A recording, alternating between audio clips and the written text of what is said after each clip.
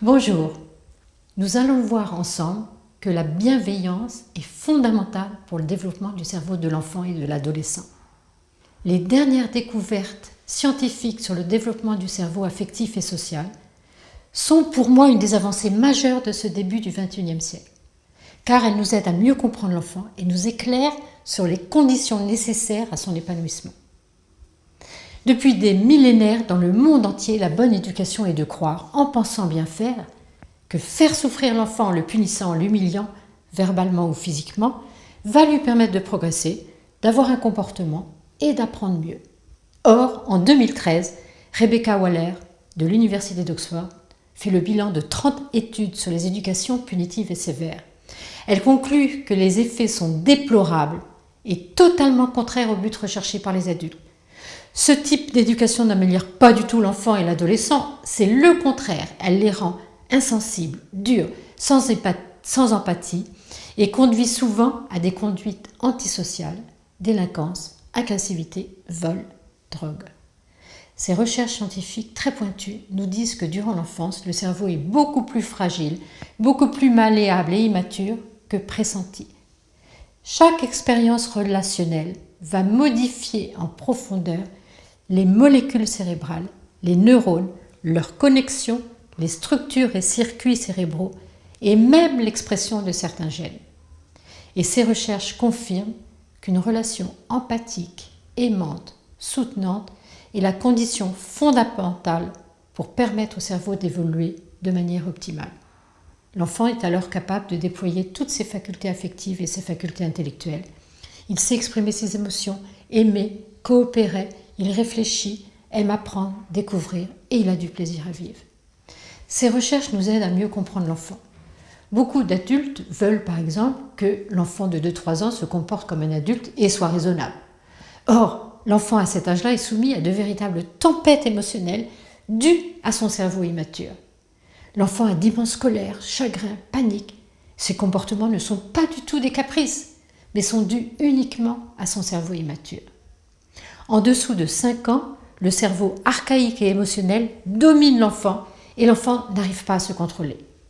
La partie du cerveau qui contrôle nos émotions, nos impulsions, le cortex orbitofrontal et les circuits le reliant au cerveau émotionnel et archaïque ne commencent à maturer qu'entre 5 et 7 ans et c'est ça l'important, en fonction de la bienveillance des adultes.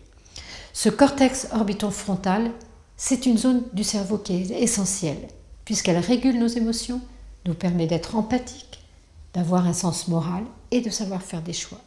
Entre 1 et 3 ans, si l'enfant se trouve dans des situations qui le mettent en état d'insécurité, s'il se sent en danger, si ses besoins fondamentaux ne sont pas satisfaits, besoin d'affection, d'attention, de jouet, de calme, son cerveau archaïque va le dominer et le conduire à avoir des réactions instinctives d'attaque, de fuite ou de sidération.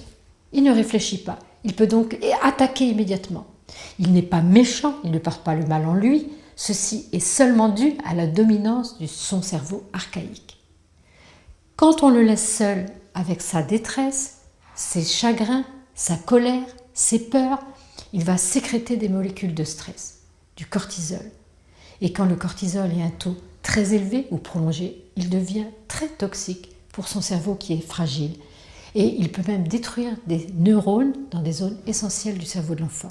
Le cortex préfrontal, l'hippocampe, le corps calleux, le cervelet.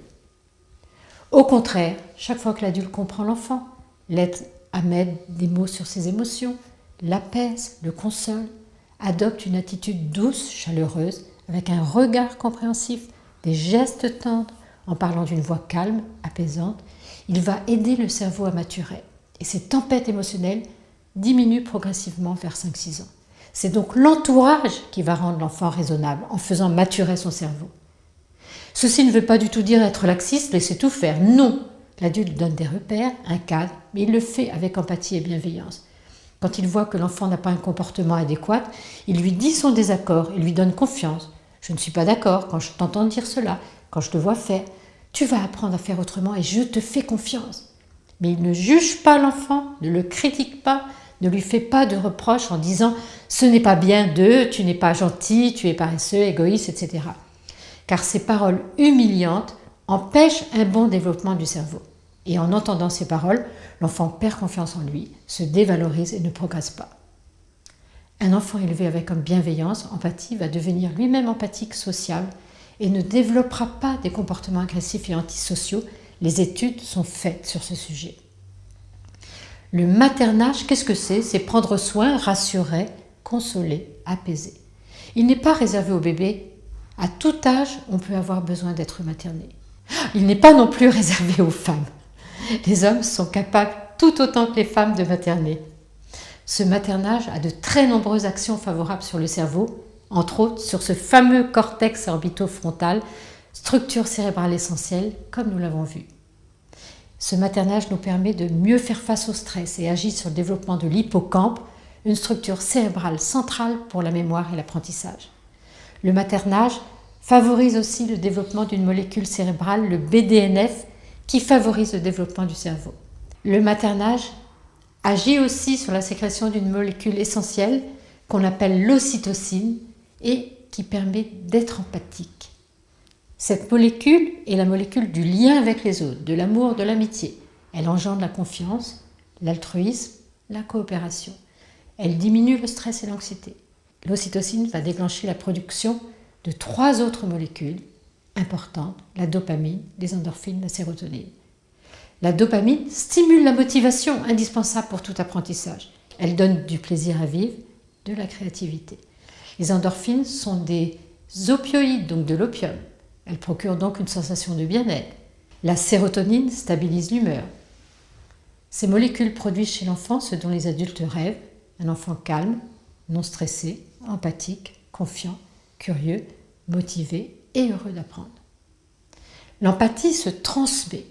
À chaque fois que l'enfant reçoit de l'empathie, de l'affection, il sécrète de l'ocytocine qui lui permet à son tour d'être empathique et affectueux. C'est donc un cercle vertueux. Plus nous recevons d'empathie, plus nous avons un taux élevé d'ocytocine et plus nous sommes capables d'être empathiques. L'inverse est aussi vrai. Moins nous recevons d'empathie, moins nous avons d'ocytocine et moins nous sommes capables d'être empathiques.